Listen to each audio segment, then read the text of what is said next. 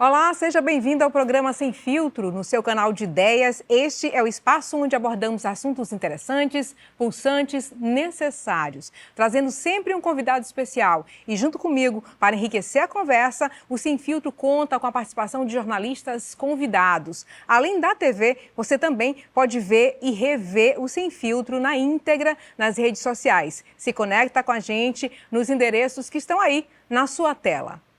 E hoje o programa Sem Filtro entrevista o secretário municipal de Cultura, Maurício Itapari. Juntam-se a mim nesse bate-papo Denilton Neves, jornalista na TV Difusora, e João Carvalho Júnior, jornalista na TV Assembleia. Sejam todos bem-vindos.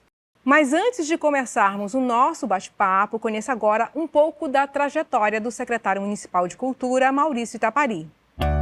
Maurício Abreu Itapari tem 54 anos. É natural de São Luís, do Maranhão. Formado em Geografia pela Universidade Federal do Maranhão, especialista em patrimônio arquitetônico, urbanístico e ambiental. Desde 1994, atua como funcionário público federal.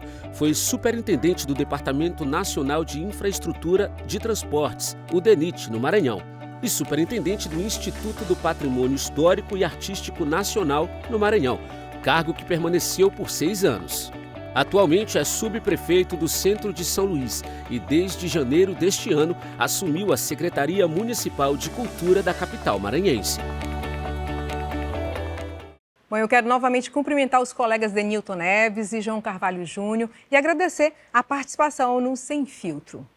Bom, eu começo lendo 2 trechos da obra do filósofo alemão Walter Benjamin, que é o seguinte: a rua se torna moradia para o flané, que entre as fachadas dos prédios sente-se em casa. E um outro que diz que a vida, em toda a sua diversidade, em toda a sua inesgotável riqueza de variações, só se desenvolve entre os paralelepípedos cinzentos.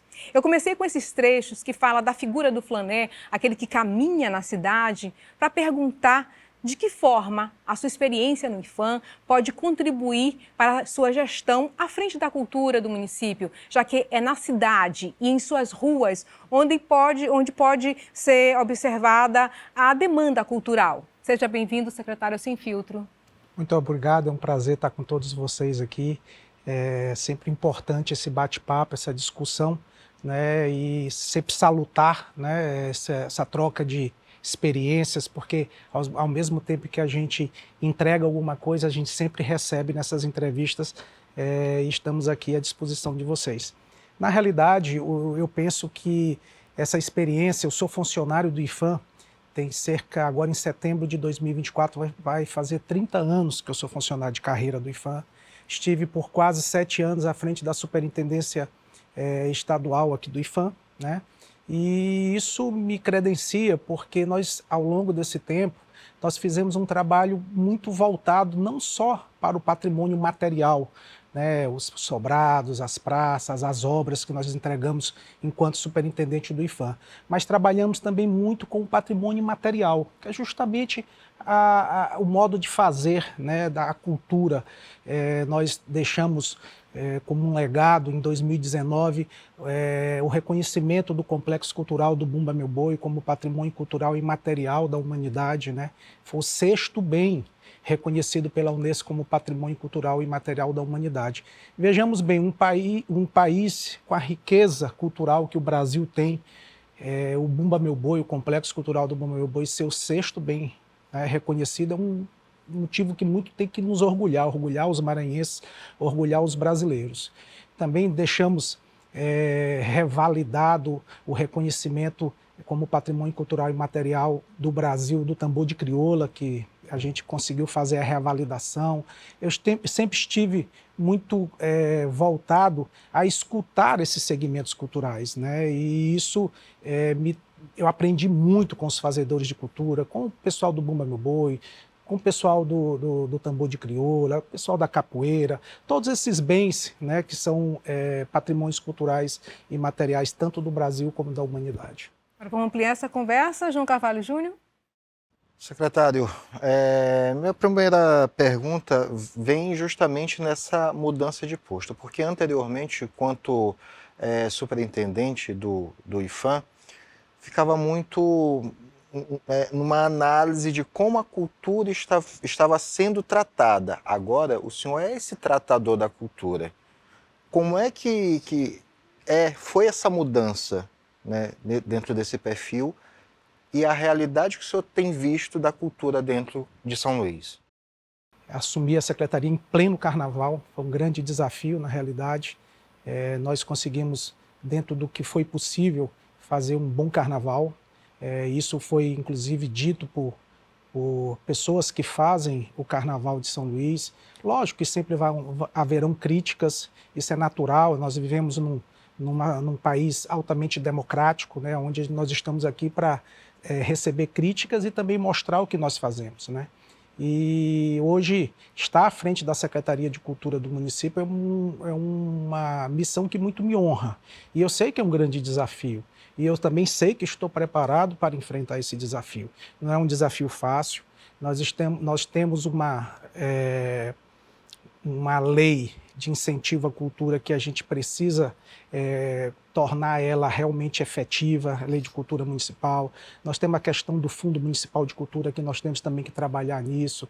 Nós temos o Plano de Cultura da cidade de São Luís, que agora em 2024 faz 10 anos, ele vai ter que ser refeito, o novo Plano de Cultura da cidade de São Luís. Ou seja, são grandes desafios, né? A gente não pode pensar a Secretaria de Cultura apenas como uma secretaria que faz eventos, né? Porque hoje a gente tem uma secretaria que a gente, na realidade, é um grande fomentador da cultura, né? A gente, ao mesmo tempo que faz esses eventos, a gente também gera economia e renda para a cidade, né? Quando a gente fez a Cidade do Carnaval, a gente teve uma experiência muito, muito gratificante quando a gente olhava um vendedor que estava ali vendendo seu produto durante a Cidade do Carnaval, no final do Carnaval chegar e dizer para a gente assim, eu ganhei o meu sustento até o Natal. O que eu vendi aqui, eu acho que eu não conseguiria vender normalmente até o final do mês de dezembro desse ano. Então isso assim a gente consegue ver que além da gente investir nas manifestações culturais, a gente também está gerando emprego e renda. E isso que é importante. A cultura ela tem que ser geradora de emprego e renda sempre. Denilton Neves. Obrigado, em primeiro lugar, pelo convite. E, secretário, as suas primeiras palavras me deixam bem esperançoso. O senhor está secretário interino da Secretaria de Cultura, né, do município, pegou o barco andando, executou um carnaval com algumas polêmicas, mas, além do carnaval, nós temos uma questão bem intrínseca, que é a LPG, a Lei Paulo Gustavo. É um projeto que o edital aberto em 2023, com todas as suas regras, milhares de artistas de São Luís se inscreveram, participaram de todo o processo seletivo, todos os documentos aprovados, projetos empenhados. Existia uma primeira data até 31 de dezembro de 2023 para que esses recursos para os projetos aprovados fossem destinados para que conseguisse cumprir o calendário. Dinheiro depositado na conta da Prefeitura em agosto de 2023. 31 de dezembro de 2023, nada de pagamentos. Sabemos que já uma pequena parte mesmo desses artistas contemplados já receberam seu dinheiro. Então, assim, o que é possível fazer para que estes recursos que já estão depositados na conta da Prefeitura chegue de fato aos fazedores de cultura que tiveram seus projetos aprovados e se há algum empecilho legal para esses projetos que já foram aprovados, estão empenhados, não terem recebido dinheiro. Há algum prazo ou algum empecilho legal? O que de fato está acontecendo para que este dinheiro ainda não tenha chegado na mão de quem se destina? Denilton, eu adorei essa pergunta porque é uma chance da gente explicar melhor toda essa situação da Lei Paulo Gustavo. Outro dia eu estava conversando com o pessoal do Conselho Municipal de Cultura, porque eu digo para eles que é muito fácil a pessoa que vai falar sobre a Lei de Paulo Gustavo, ele ir procurar a imprensa e dizer assim, o prazo que a Prefeitura tinha para pagar a Lei Paulo Gustavo era dezembro de 2023. É uma verdade. Agora eu acho que a gente tem que falar a verdade como um todo, porque é muito fácil a pessoa chegar para jogar para a imprensa e dizer assim, o Poder Público tinha até dezembro de 2023 para fazer o pagamento da Lei Paulo Gustavo. Eu quero deixar claro que o pagamento da Lei Paulo Gustavo pela nova lei 202, que foi publicada no final de 2023, ela foi prorrogada até 2024, até dezembro de 2024. Ou seja, legalmente não existe atraso por parte da Prefeitura em relação aos pagamentos da Lei Paulo Gustavo. Esse é o primeiro ponto. Segundo ponto, nós já pagamos, se não me falha a memória, 636 processos da Lei Paulo Gustavo. O investimento da ordem de aproximadamente 10 milhões, 9 milhões e alguma coisa. Foram, ao todo, 146 milhões que vieram para o Maranhão. E eu quero fazer uma observação que desses 146 milhões, apenas quase 10 milhões foram para a Prefeitura de São Luís, 65 milhões para as prefeituras, incluindo aí 10 milhões para São Luís, e 81 milhões para o governo do Estado. O governo do Estado sequer começou a tratar a Lei Paulo Gustavo. O dinheiro está depositado na conta do Estado, 81 milhões de reais, e até hoje não começou. A Prefeitura aceitou o desafio e hoje, nós dos 600, eu digo, essa informação eu tive sexta-feira, tá? Pode ser que isso já tenha mudado, porque o processo está dinâmico, ele está acontecendo no dia a dia da Secretaria de Cultura. Dos 636 processos, nós já tivemos 535 processos empenhados. Isso significa o quê? Que existe já um documento que separou esse recurso para a entidade ou a pessoa física que vai receber o dinheiro. Tá? Desses 636 processos, nós já pagamos mais de 50%. Então, essa informação que pagamos poucos processos também não é verdadeira. E nós já pagamos mais de 300 e tantos processos, o dinheiro já está na conta dessas pessoas. O que acontece? O processo ele realmente é um pouco moroso. Por ser um recurso federal, a gente precisa que esse processo ele passe por algumas etapas dentro do poder público. Uma das etapas é que esse processo ele vá para a Controladoria Geral do município, esse processo ele tem que ser analisado por auditores. Os auditores eles dizem o processo está legal, volta para a Secretaria de Cultura encaminha para a Cenfaz para pagamento. Alguns desses processos eles retornam com ressalvas da CGM, da Controladoria Geral do município, dizendo que falta algum documento ou que existe um problema processual mesmo, algum erro processual. Nós somos seres humanos, todos nós podemos errar, às vezes um dígito numa conta, às vezes um dado que é colocado, e aí às vezes volta para a Secretaria de Cultura sanar essa ressalva, encaminha de volta para a CGM reanalisa esse processo e diz agora está tudo de acordo. Volta para a Secult encaminha para a Cenfaz e a Cenfaz faz o pagamento. Então, a gente tem que entender que essa questão da burocracia do serviço público, ela realmente acontece. E ela também tem um lado positivo disso, porque isso nos dá a garantia de tanto para quem recebe o recurso, como para quem manda pagar, para quem assina o pagamento, de que esse processo está todo legal, que ele está todo saneado, que ele pode ser feito um pagamento sem nenhum tipo de problema. Então, assim, eu acredito que se todo esse processo continuar andando da forma que está andando, quando eu cheguei na Secult, nós tínhamos apenas 40 e tantos processos pagos. Nós conseguimos, com uma força-tarefa lá dentro, a gente conseguiu já pagar mais de 300 e tantos processos. Só hoje eu encaminhei para a Secretaria de Fazenda mais de 50 e tantos processos para pagamento também. Como eu estou dizendo, ele é um processo dinâmico, ele está acontecendo diariamente. Acontece muitas das vezes que as pessoas não entendem, quando a Secretaria de Fazenda vai pagar o processo, aparece uma mensagem no sistema deles dizendo que não pode pagar porque tem um débito fiscal dessa empresa, ou tem um débito fiscal da pessoa que vai receber. Então o sistema ele trava automaticamente, ele não deixa que o serviço público pague aquela pessoa física ou aquela pessoa jurídica por conta de que existe um débito fiscal. A gente chama o fazedor de cultura, a gente chama a empresa e diz, olha, você está com um débito fiscal que precisa ser resolvido para receber o recurso. Então são esses pequenos pormenores, essas coisas que existem que muita gente não sabe e que isso realmente acaba atrasando um pouco todo o processo. Agora, só para finalizar, eu faço um desafio a todos que acompanham a Lei Paulo Gustavo, entre no site do Ministério da Cultura, veja qual é o estado onde o Maranhão está. E o Maranhão está entre os 27 estados e mais o Distrito Federal está entre os 8 que mais já pagaram a Lei Paulo Gustavo. Isso por quê? Isso deve ao compromisso dos municípios. Quem está fazendo o Maranhão está entre os 10 estados que mais já pagaram a Lei Paulo Gustavo, são os municípios, que o governo do estado até hoje, até o momento, não fez nenhum pagamento. Então, assim, nós estamos na frente de estados como São Paulo, nós estamos na frente de estados como Rio de Janeiro. Basta fazer uma pequena pesquisa. Entra no Ministério da Cultura e vê como é que está a questão do recebimento financeiro e do pagamento financeiro, que o Maranhão está entre os 10 estados que mais já pagaram a Lei Paulo Gustavo. Secretário, o senhor falou que as entrevistas são um local para explicar essas situações. Para além de entrevistas, quais são outro canal de relacionamento com esse fazedor de cultura para explicar esses pormenores, como o senhor mesmo falou?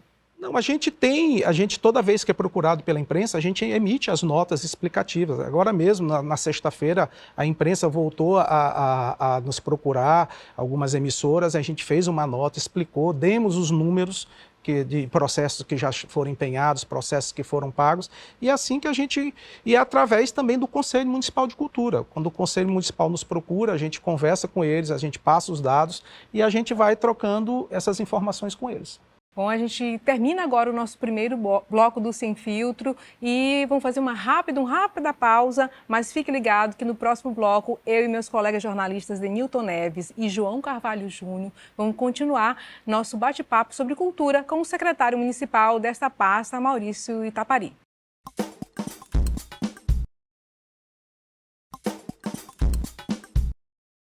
Estamos de volta com o programa Sem Filtro. Hoje estamos conversando com o secretário municipal de Cultura, Maurício Itapari. Comigo, aqui no comando desse bate-papo, os jornalistas Denilton Neves e João Carvalho Júnior.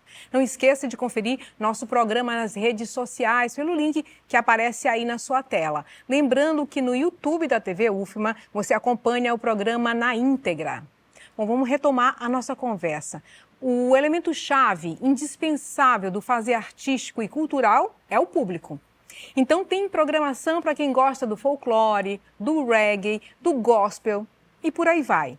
E eu pergunto, aqueles que não participam dessas programações ou porque não se sentem contemplados ou porque não têm acesso, não conhece ainda aquela pessoa que nunca foi a um teatro, né? A gente sempre tem uma pessoa que nunca foi ao teatro, nunca foi a uma biblioteca, a um museu, ou mesmo ao cinema, por exemplo.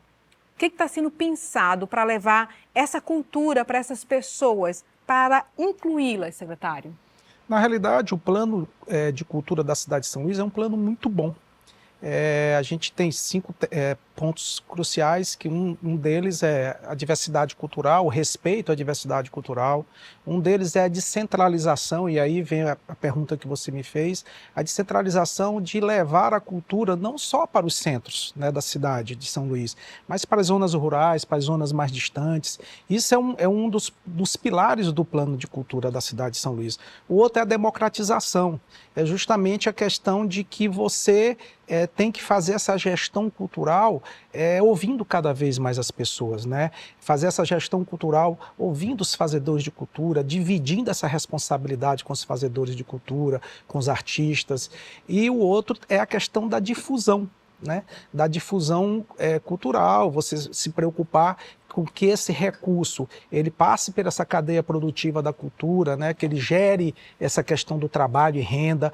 Então, esses pilares são muito importantes. Eu tenho certeza que a gente precisa rever essa questão da lei de incentivo à cultura do município, porque eu acredito que, através da lei, a gente consiga viabilizar mais ações desses pequenos produtores culturais, dessas pessoas que realmente, muitas das vezes, é desassistida pelo poder público, né? Porque a gente sabe que o poder público, por mais que ele tente, ele não consegue, ele não tem braço para abarcar tudo, né, para abarcar toda essa demanda, né, que nós temos. Então, assim, eu acredito que a lei de incentivo à cultura é um passo muito importante para que a gente consiga fazer com que esse pequeno produtor, com esse pequeno fazedor de cultura, ele consiga levar esse seu projeto à sua comunidade, ao seu bairro, e que ele possa ter êxito no seu projeto.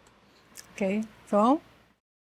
Secretário, queria que o senhor falasse como é que está o funcionamento do Fundo Municipal de Cultura e do Conselho Municipal de Cultura. Ele está ativo? Porque alguns fazedores de cultura, aqui eu reforço a figura do Denilton Neves, que é um fazedor de cultura, uma pessoa que, além do jornalismo, também vive pela arte, né? Algumas pessoas falam desse distanciamento do Conselho. Está ativo o Conselho? O Conselho está ativo, ele é composto por 26 membros, são 13 membros do Poder Público e 13 membros da sociedade civil organizada. Esse ano agora, no mês de março, finda o mandato, que é um ano, ele é um ano do Poder Público, um ano da sociedade civil organizada que fica à frente da presidência do Conselho. Esse ano agora, no mês de março, já vai ter eleição agora, abril, nós vamos ter eleição para uma nova presidência do Conselho e dessa vez vai ser a sociedade civil organizada que vai ficar à frente. O Conselho ele é ativo, realmente eu recebi alguns conselheiros já, após que eu assumi, já tive conversando com alguns conselheiros e realmente eles reclamam muito do distanciamento, né, que eles não são escutados, que eles não são ouvidos. E eu, durante a minha vida pública como todo, eu sempre fui uma pessoa que procurei muito diálogo. Eu acho que a gente não consegue fazer sozinho as coisas, a gente tem que contar com a ajuda de todo mundo. E o nome já diz, é um conselho, né? Ele tem que estar ali ao lado do secretário para a gente trocar ideias, a gente poder conversar, o conselho colocar as suas ideias, mas isso também tem que ser feito muito de forma respeitosa. Eu sempre digo que muitas das vezes a gente recebe, isso é uma situação que às vezes até me assusta. Isso ao longo do serviço público como um todo. Muitas das vezes a gente é procurado, e aí eu não digo só por algum conselheiro, ou por algum fazedor de cultura, ou por alguma outra pessoa que vai nos procurar, e ela já entra armada quando vai conversar com a gente, sabe? Ela já entra achando que o poder público é inimigo dela. Então, assim, ela já vai com o discurso de que aqui o poder público não está ali para ajudar, está ali para atrapalhar. E eu sempre digo, gente, a gente está aqui, a gente está do mesmo lado, a gente tem que se juntar, a gente tem que unir esforços, porque se a gente se afastar, tanto o poder público como a sociedade civil organizada, ela vai se enfraquecer. E a gente juntos, a gente pode fazer muito mais. E eu acredito que com esse diálogo, agora sempre eu digo, um diálogo respeitoso, um diálogo onde as pessoas possam querer ser ouvidas, mas também aprenderem a ouvir. Porque também não adianta só aí eu volto à história do conselho, o conselho achar que porque ele acha que tem que ser assim, ele deu um conselho, ele acha que o poder público tem a obrigação de concordar com o conselho que foi dado pelos conselheiros. E não funciona desse jeito, as coisas têm que ser discutidas. Então, às vezes, o que a gente ouve muito é que, às vezes, um não, quando o poder público dá um não ao conselho, o conselho acha que aquilo é uma forma de punir, ou uma forma de encontro ao que os conselheiros acham. Muitas das vezes não é. Muitas das vezes o que o conselho propõe, o poder público não tem recurso financeiro para fazer. Muitas das vezes o que é proposto a gente não consegue viabilizar por questões burocráticas do serviço público mesmo.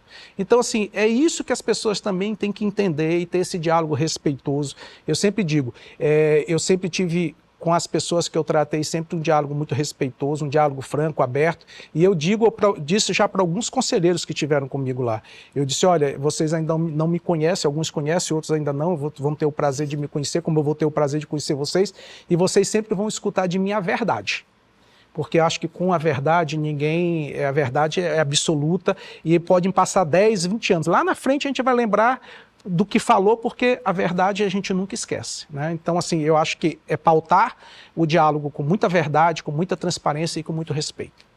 Denilton?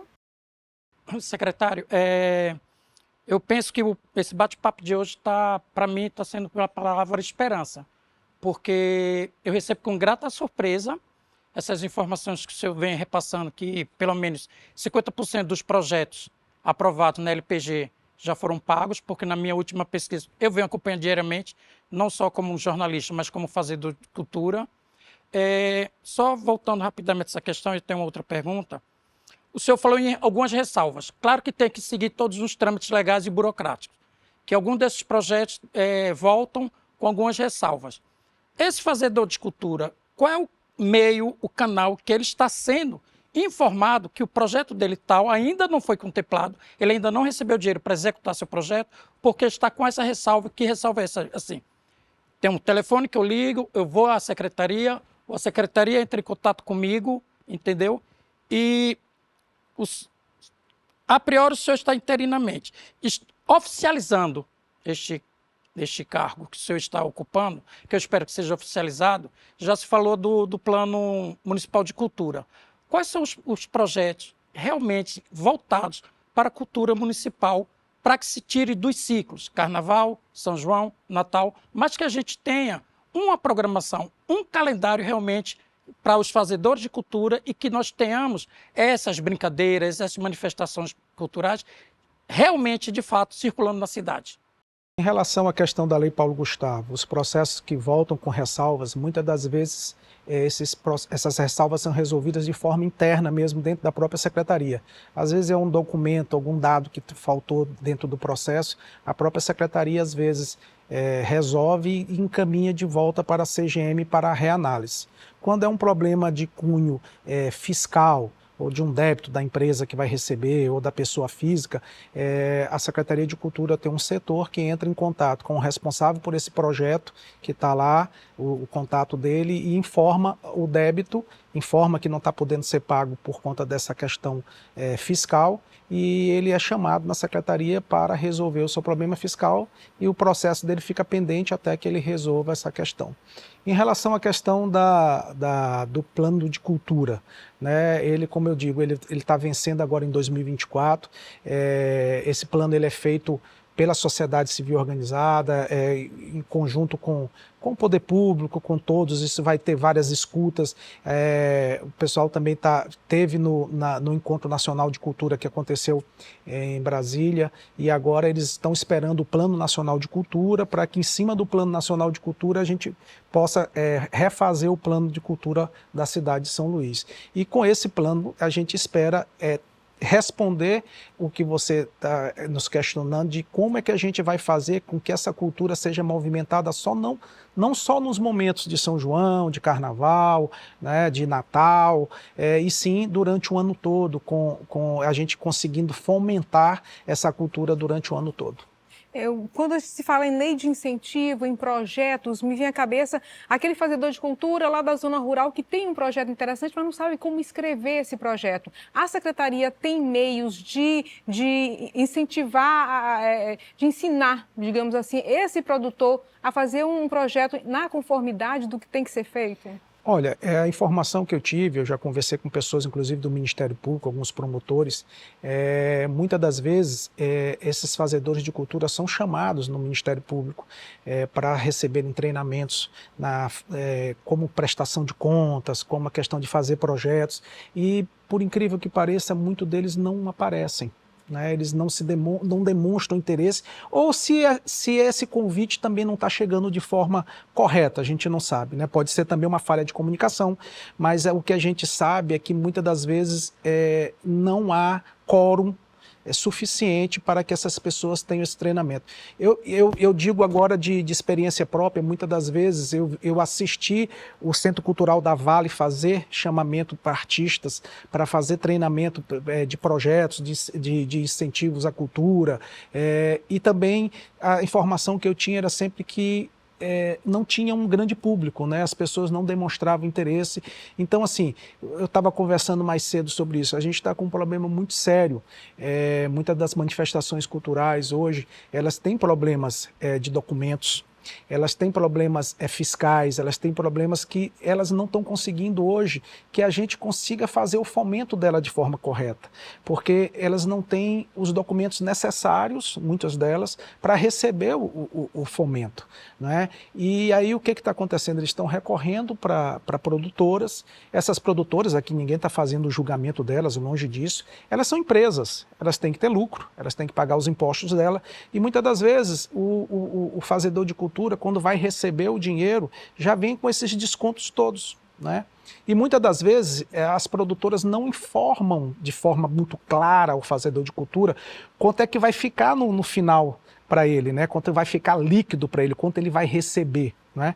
Então, assim, outro dia mesmo eu tive uma conversa também com o Ministério Público para que a gente possa achar uma solução. para que o Ministério Público nos apoiar e dizer assim, olha, a partir de agora vamos procurar solucionar esse problema dos fazedores de cultura, dando um prazo para eles se regularizarem, facilitando essa regularização deles. A gente tem que achar uma solução, porque muitas das vezes esse fazedor de cultura ele está impossibilitado de ter acesso aos recursos financeiros das leis de incentivo, das leis de fomento, e já algumas produtoras também já estão tendo dificuldades, né, de apresentar a documentação para que receba, inclusive, recursos dessas manifestações, dessas brincadeiras, como eles mesmos chamam, né, das brincadeiras, de que eles não conseguem, às vezes, apresentar documento em tempo hábil para receber. E aí vem a história que eu digo que, às vezes, são as meias-verdades e não a verdade inteira. Muitas das vezes, o poder público ele é culpado, as pessoas vão para as redes sociais ou vão para a televisão, para as rádios, e dizem assim, eu não recebi meu cachê, está atrasado meu cachê porque o poder público está me devendo. E muitas das vezes o poder público está devendo porque não consegue pagá-los. E aí muitas das vezes o que falta realmente é essa questão da informação. Ele não recebeu porque ele está com um problema de documento, ou ele está com um problema fiscal. Ótimo. A gente faz uma pausa agora, fecha esse segundo bloco do programa Sem Filtro e volta daqui a um instante.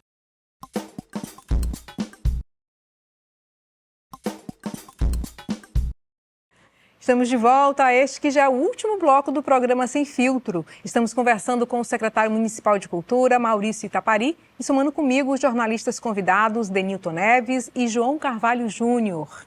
Secretário, os equipamentos culturais do município, como a Galeria Trapiche, o Memorial e Praça Maria Aragão, o Cine Teatro da Cidade, a Biblioteca Municipal José Sarney, estão cumprindo o seu papel de fomento e preservação da cultura. Eles são espaços vivos? A Biblioteca José Sarney, localizada no bairro de Fátima, ela passou por uma recente reforma. A nossa diretora de lá, a Rita, é uma profissional competentíssima, tem feito um trabalho brilhante na biblioteca, com várias ações, inclusive culturais dentro da própria biblioteca, com encontros, com palestras, com movimentos culturais realmente que acontecem dentro da biblioteca. A Galeria Trapiche, a gente está com o Imar Júnior lá, né, na direção da Galeria Trapiche, que tem feito também um excelente trabalho. Ele está hoje localizado ali no prédio onde morou por muitos anos o Graça Aranha, que é um prédio cedido pelo Sebrae Maranhão, e a prefeitura recebeu o imóvel ao lado, né, do Tribunal de Justiça, foi uma doação do Tribunal de Justiça ao Poder Público Municipal.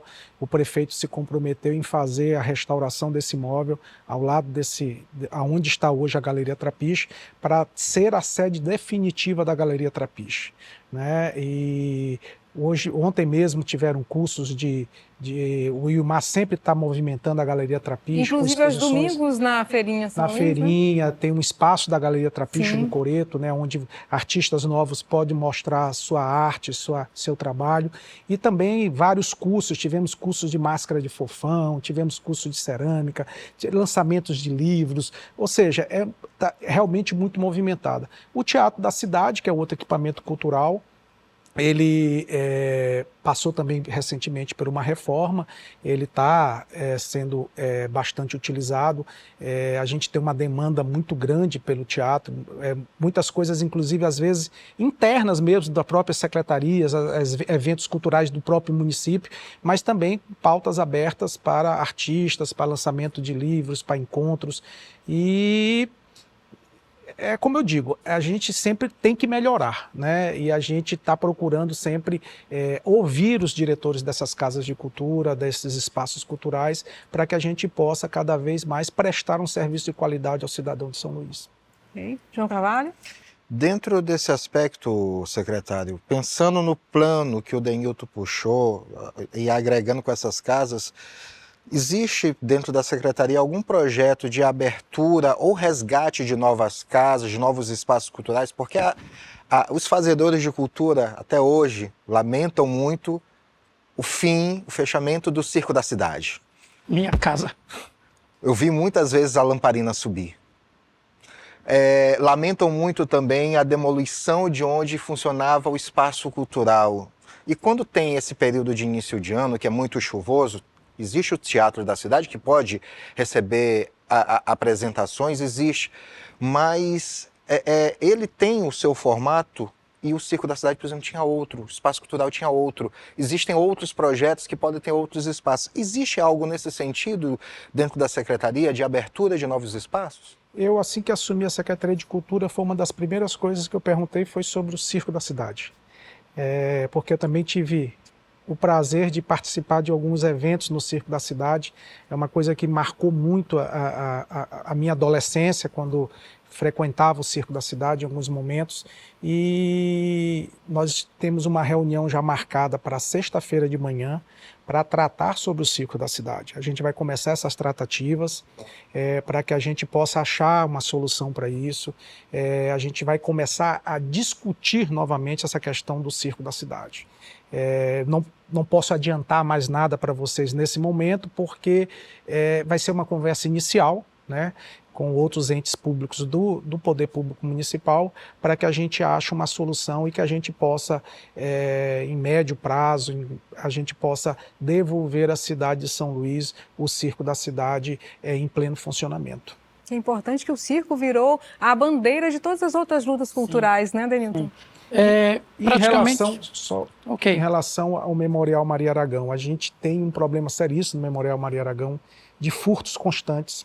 Por mais que a gente coloque segurança, por mais que a gente coloque vigias diurno e noturnamente, a gente tem um problema de depredação gigantesco lá na Praça Maria Aragão. Não é só lá, né, como um todo na cidade, a gente, principalmente na área do centro histórico, a gente tem sofrido muito. Eu estou subprefeito do centro histórico da cidade de São Luís, né, do centro da cidade, e a gente tem sofrido muito com essa questão do descaso mesmo da população, da falta desse sentimento de pertencimento, né, de amor à sua cidade, de amor ao seu patrimônio cultural. E eu sempre digo que as pessoas às vezes esquecem que o recurso colocado ali, ele é um recurso que vem de todos nós, né, dos impostos que nós pagamos. Então, só de roubo de ar-condicionado no Memorial Maria Aragão, dos aparelhos que ficam do lado de fora, já foram vários. Roubo de cabos elétricos. Isso acontece na iluminação pública do centro histórico. Volta e meia, o centro histórico fica escuro porque as pessoas roubam os cabos de iluminação pública, e isso é caro para a gente repor. Então, assim, são lixeiras quebradas, são postes quebrados, são cabos de iluminação pública roubados. Ou seja, é um custo muito alto que o poder público tem para manter esses espaços. E o que a gente pede, eu aproveito o momento aqui para pedir que a população nos ajudem. Tem esse sentimento de amor por sua cidade, esse sentimento de pertencimento, de que esse centro histórico, que é patrimônio mundial, né, que foi reconhecido como patrimônio mundial por ter essa excepcionalidade, né, por ser um espaço único, lindo, fantástico, né, é a nossa joia rara do estado do Maranhão, esse centro histórico. Então a gente tem por obrigação, todos nós cidadãos, preservar esse nosso patrimônio histórico. Denilton. Falamos do plano de cultura municipal, falamos do conselho, que me deixa... A esperança é minha palavra hoje, já perceberam, né? Bastante esperançoso. Dos espaços de cultura que estão fechados na cidade, o Teatro da Cidade é um espaço que passou recentemente por reforma, assim, mas ainda precisa ele ser equipado. Recentemente eu estive lá para solicitar uma pauta, mas os custos para que eu pudesse colocar a produção lá inviabilizou o projeto, porque teria que levar equipamentos de áudio e de luz. Então, dá uma olhadinha com carinho para isso aí também, por favor.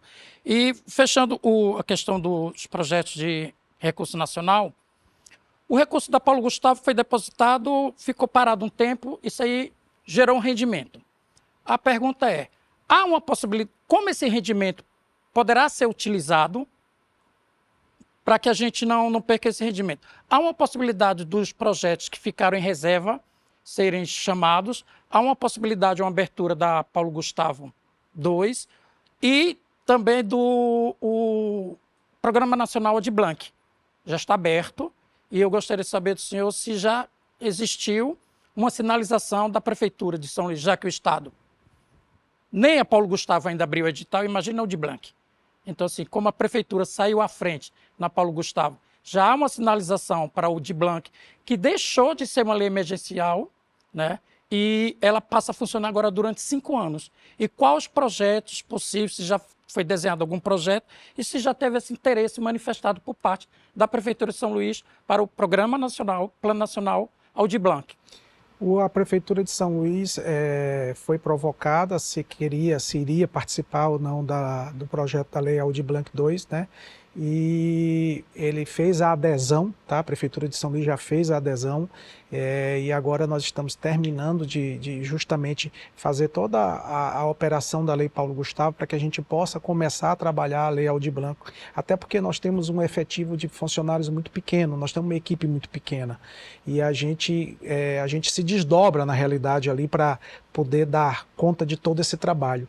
E assim que a gente findar a Lei Paulo Gustavo, e a gente está trabalhando para que isso aconteça num curto espaço de tempo, a gente possa começar a trabalhar a Lei Aldir Blanc, foi recursos que vão colocados à disposição da Prefeitura de São Luís no valor de R$7.800.000 aproximadamente, quase 8 milhões de reais, e a gente não foge aos desafios, né? É o que eu digo, por mais que a gente tenha as dificuldades, por determinação do nosso prefeito Eduardo Braide, ele disse, olha, a gente tem que aproveitar todos os recursos que vêm do governo federal, que vêm, né, ajudar aos nossos artistas, ajudar os fazedores de cultura, a gente tem que dar esse apoio que for necessário. Então é essa a determinação do nosso prefeito, que a gente fizesse a adesão, foi feita a adesão, e agora nós vamos começar a trabalhar também na Lei Aldir Blanc. Secretário, eu quero falar de parcerias. Quando a gente vê, por exemplo, uma feirinha São Luís acontecendo ali no Centro Histórico, ela não só movimenta aquele espaço, mas todo o seu entorno. E movimenta não só culturalmente, mas economicamente. E para isso, se sustentar, precisa de parcerias. Como é que a Secretaria lidar com esse tipo de ajuda, digamos assim, de outros órgãos? Na realidade, a feirinha São Luís ela era feita até 2 domingos atrás pela Secretaria Semapa. Há 2 domingos atrás, nós recebemos a missão de tomar conta da infraestrutura. A Secult, a partir de 2 domingos atrás, assumiu toda a infraestrutura da Feirinha São Luís, toda a parte de programação da Feirinha São Luís ficou agora sob responsabilidade da Secult. E a determinação que eu dei à minha coordenadora de eventos é que a gente volte a valorizar os artistas da terra, que a gente volte não só fazer grandes shows na feirinha. Lógico que todo mundo quer ver um grande artista, todo mundo quer ver um artista que está em moda, que está, né, se sobressaindo mais. Mas a gente tem que valorizar a dança portuguesa, a dança do boiadeiro, o tambor de crioula, os blocos tradicionais, o bumba meu boi. A gente tem o reggae, a gente tem que valorizar. Teatro de bonecos, teatro de rua. A gente tem que dar oportunidade para todo mundo. E essa feirinha de antigamente, né, que foi quando se começou a feirinha, com muitas atrações culturais, é o que nós vamos devolver agora, essa cara, novamente, à Feirinha São Luís. E temos a parceria da Semapa, que continua conosco na parte do agronegócio, agroecológico, né, da parte do artesanato, ficou sob responsabilidade deles. E a gente, eu estava até conversando com o pessoal de eventos da Secretaria de Cultura, que a gente precisa procurar também a iniciativa privada, porque o custo da feirinha ele é um custo elevado, acontece todos os domingos, é bancado 100% pelo poder municipal, e a gente precisa achar parcerias, né, para que a gente possa também investir cada vez mais na feirinha, melhorar ela cada vez mais, e eu estou tentando aí fazer um projeto para buscar recursos na iniciativa privada. João Carvalho?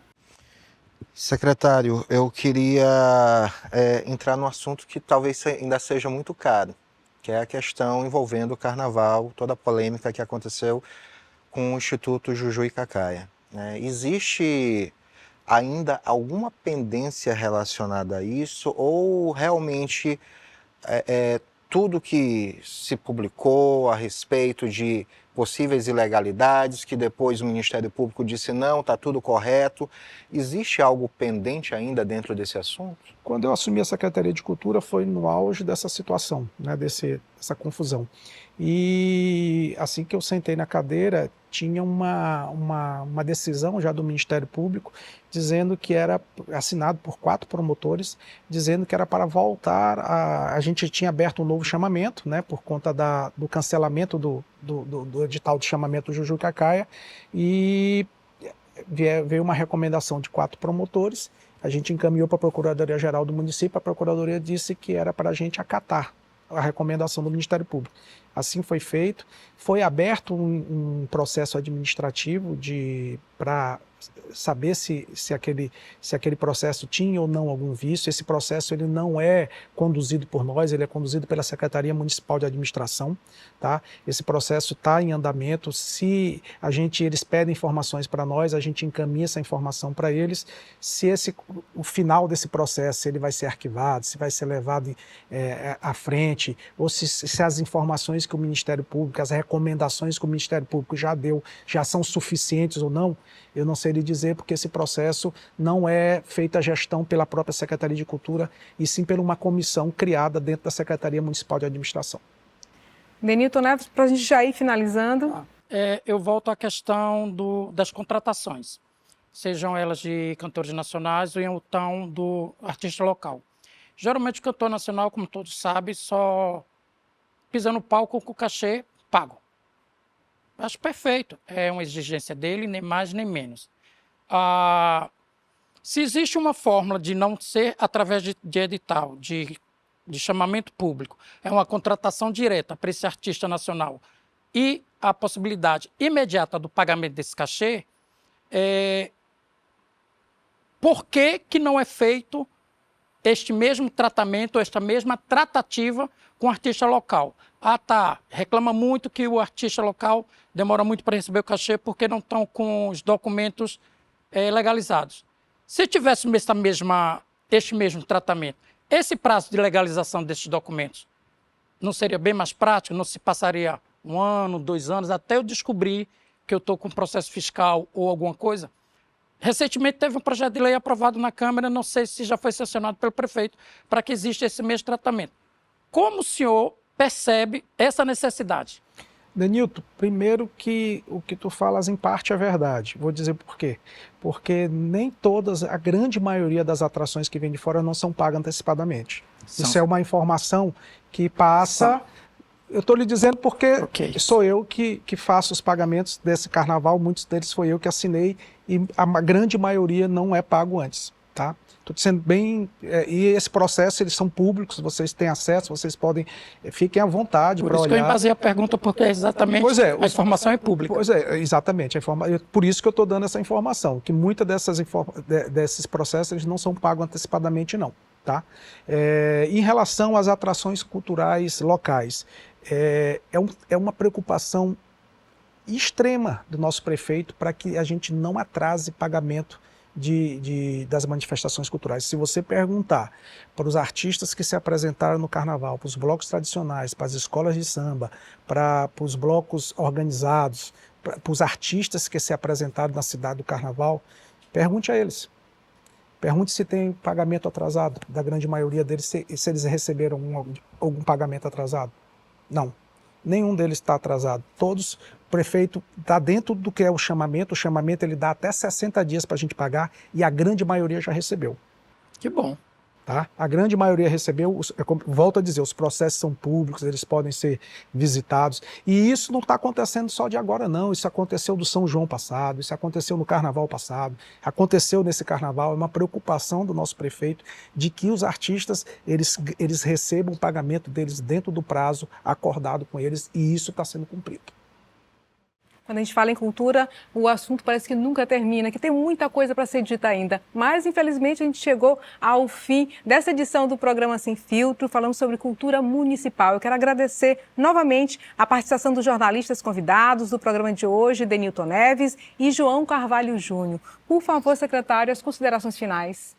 Não, só agradecer, né, a oportunidade de poder estar falando aqui, de tirar algumas dúvidas. As perguntas dos nossos entrevistadores foram perfeitas, porque dá a oportunidade da gente falar, né, da gente explicar, da gente tentar ser um pouco mais didático, né, explicando todas essas solicitações, essas perguntas feitas por eles. Porque muitas das vezes a gente sabe que a informação ela às vezes chega truncada, né? Chega para o fazedor de cultura de forma truncada, chega para o telespectador também de forma truncada. Então, sempre que que for possível, vocês podem me convidar, será um prazer poder estar aqui com vocês novamente, explicando, falando o que realmente acontece e dando satisfação, porque eu acho que isso é um papel do gestor público, é ele vir falar, ele prestar conta do trabalho que é feito por ele e feito pela pasta que ele comanda. Ok.